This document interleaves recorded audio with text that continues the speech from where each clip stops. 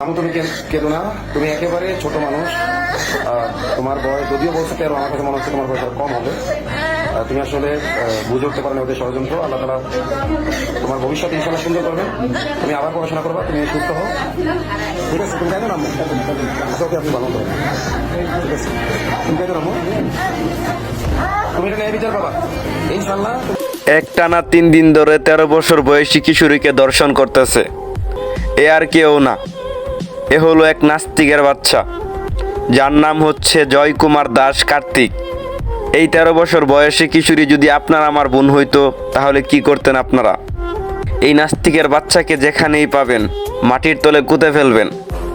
আর এই শাস্তি দেখে যেন কোনো হিন্দু ধর্মের লোক মুসলিমদের উপর এরকম অত্যাচার না করতে পারে।